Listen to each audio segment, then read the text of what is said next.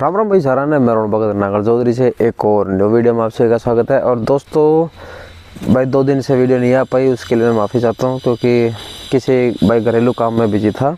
तो दोस्तों आज हमारा टॉपिक रहेगा हमारी सीरीज़ का कि डेयरी फार्म के अंदर किन पशुओं को क्या क्या खिलाएं और किस तरीके से हम मैनेजमेंट रखें। तो भाई जो भी डेयरी फार्मर मेरा भाई है जो नया फार्म स्टार्ट कर रहा है भैंसों का, तो सबसे पहले उनको ध्यान रखना है कि एक डाइट का प्रॉपर मैनेजमेंट होना बहुत ज़्यादा ज़रूरी है। क्योंकि एक डाइट का प्रॉपर मैनेजमेंट नहीं होगा तो एक आप अच्छे से पशुओं को खिला नहीं पाओगे कि किस पशुओं को कितना आप फीड खिलाना है कितना नहीं। इस चीज़ का टोटल ओवरऑल मैनेजमेंट रखना बहुत ही इम्पोर्टेंट है। यदि हम मैनेजमेंट का ऊंच नीच कर देंगे तो वहाँ भी एक लॉस होने का सबसे बड़ा कारण होता है। क्योंकि कई बार क्या होता है कि पशु दूध कम देता है और उसको हम फीड सप्लीमेंट हम ज़्यादा देते हैं, तो उसकी फीड की कॉस्टली ज़्यादा हो जाती है और दूध कम देती है। तो इस कारण से पशु का भाई अपने डेयरी फार्म का नुकसान का कारण सबसे बड़ा कारण यही होता है। तो दोस्तों आपको क्या करना है जो भी, क्योंकि काफ़ी लोग क्या करते हैं भैंसों के अंदर भाई हम जो न्यूट्रिशन फीड होती है उसका इस्तेमाल लोग बाग कम करते हैं। अपना देसी अपनी जो फीड होती है जैसे मतलब जिसमें बाजरा, गेहूँ, मक्का, चूरी इस प्रकार का ज़्यादा यूज़ करते हैं।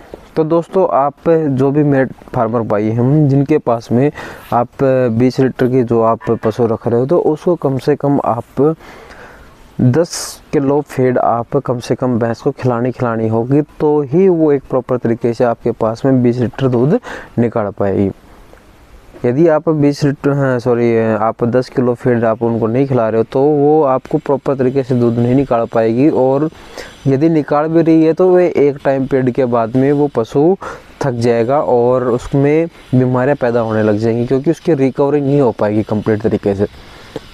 तो उसके रिकवरी के लिए सबसे बड़ी चीज़ है कि आप उसको प्रॉपर डाइट दें। और उससे जैसे पशु कम है, जैसे आप 13-14 लीटर दूध दे रहा है, तो उसको कम से कम 6-7 किलो पर डे की उसको फीड होनी चाहिए, जिसके अंदर आप न्यूट्रिशन जो फीड जो अलग अलग कंपनियां जैसे कि टिवाना होगी, संजन वगैरह होगी, इस प्रकार काफ़ी कंपनियां हैं जो भैंसों के लिए फीड अवेलेबल करवा रही हैं, तो आप वो भी खिला सकते हो। उसके साथ साथ आप बाजरा, गेहूँ, दलिया और मक्की वगैरह के हो गया, चूरी वगैरह हो गया, साइलेज वगैरह हो गया, तो इस प्रकार का आप उसके अंदर इस्तेमाल कर सकते हो। तो लेकिन ओवरऑल आप लगा के कम से कम 14 लीटर की जो दूध की भैंस है उसको आप 6 से 7 किलो फीड होनी चाहिए। और जो 20 लीटर दूध दे रही है उसको कम से कम आप 10 से 12 के बीच में आपको फीड खिलानी होगी, तो ही एक आपको पशु स्वस्थ तरीके से रह पाएगा और एक लंबे टाइम तक आपको दूध देगा और आपका डेयरी मैनेजमेंट ओके रहेगा। और इस डेयरी मैनेजमेंट ओके रहा तो मतलब फीड सप्लीमेंट में या फिर खिलाने के अंदर एकदम ओके रहा तो आपका डेयरी फार्म में कोई नुकसान नहीं होगा। इन फ्यूचर आपका डेयरी फार्म में कोई दिक्कत नहीं आएगी।